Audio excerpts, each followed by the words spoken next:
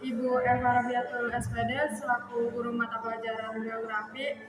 Kami dari kelompok 7 ingin menjelaskan materi tentang gempa bumi. Yang pertama ada pengertian gempa bumi. Gempa bumi adalah getaran yang terjadi di permukaan bumi karena pelepasan energi dari dalam bumi secara tiba-tiba. Energi ini berasal dari pergerakan lempeng, tektonik, aktivitas vulkanik, atau runtuhan. Getaran itu menyebar melalui gelombang seismik dan bisa dirasakan oleh manusia tergantung seberapa besar kekuatan. Yang kedua ada jenis-jenis gempa bumi. Yang pertama ada gempa tektonik.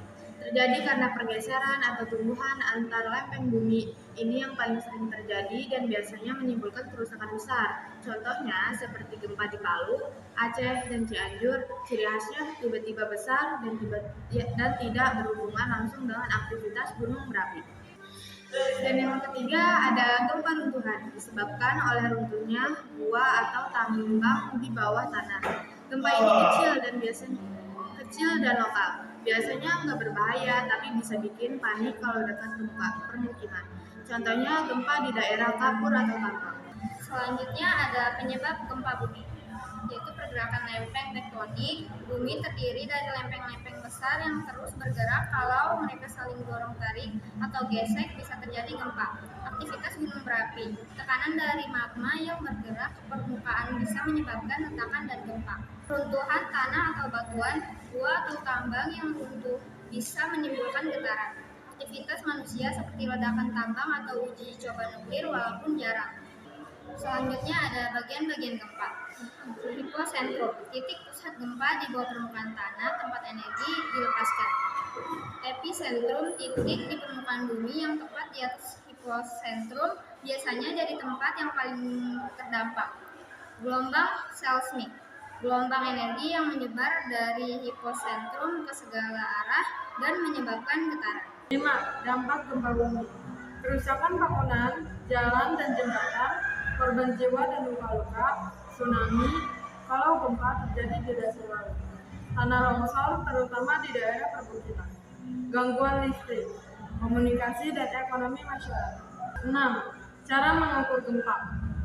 Skala Richter mengukur besar energi yang dilepaskan.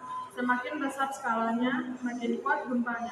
Skala MMI Modified Mercalli Intensity mengukur dampak dan kerusakan gempa yang dirasakan di permukaan. Contohnya,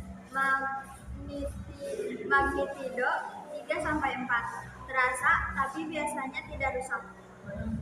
Magnitudo 6 ke atas bisa merusak bangunan dan memicu bencana lainnya.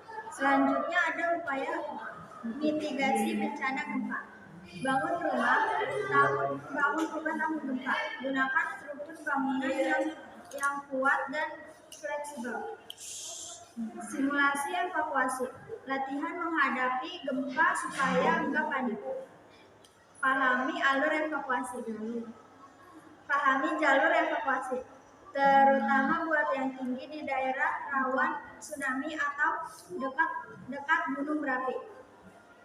Tas siaga bencana. Siapkan tas